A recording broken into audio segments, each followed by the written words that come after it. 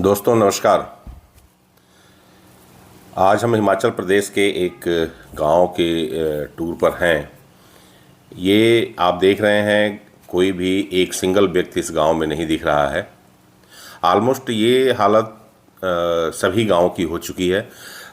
सूने पड़े रास्ते, ऊंची ऊंची बिल्डिंगें और दूर दूर तक कोई भी नज़र नहीं आ रहा है। यह है अपना इस गांव का नाम है चलाली, जो चिंतपूर्णी माता और ज्वाला जी के रास्ते में पड़ता है। चिंतपूर्णी से थोड़ा सा करीब 2.5 किलोमीटर आगे जा कर के लेफ्ट में ये जाता है रास्ता।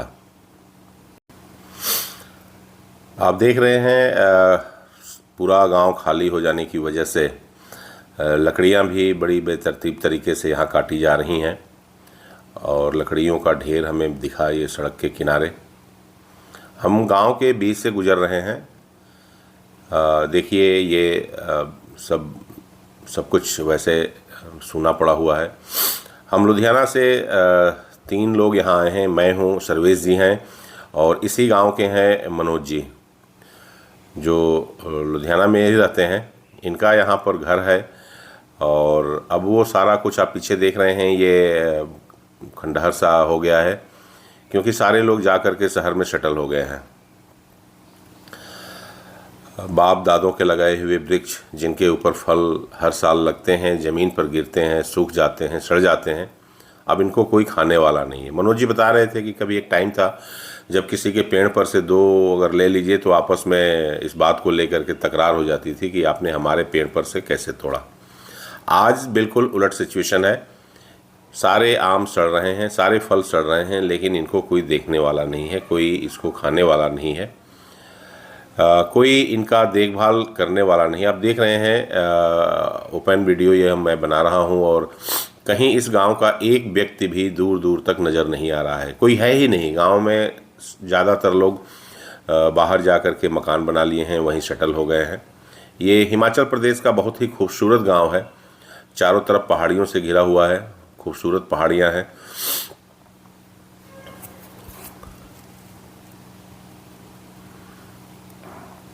पीछे खंडहर हो चुके हैं मकान और पेड़ों पर फल लगे हुए हैं।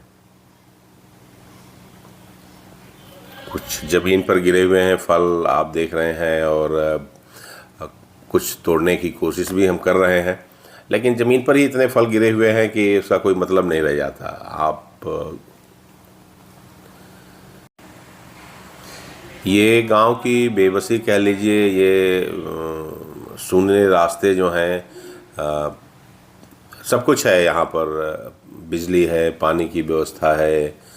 अगर कोई चीज़ नहीं है जिसकी वजह से लोग यहाँ से जा रहे हैं, तो आज जो चकाचौंध दुनिया की दिख रही है, शायद वो चकाचौंध यहाँ पर नहीं है। यहाँ प्रकृति है, चारों तरफ हरियाली है, पेड़ पौधे हैं, फॉरेस्ट सी एरिया है, जंगल सी एरिया है। अब जिस देखिए कड़ी पत्ते के लिए शहर में पैसे दे करके आप पे करते हैं, आम यहाँ पर वैसे गिरे हुए हैं। चारों तरफ घना जंगल है और इस जंगल में मोर हैं। अब देखिए ये गांव के बाहर, गांव के आप कह सकते हैं कि शायद ये कुल देवता का मंदिर है।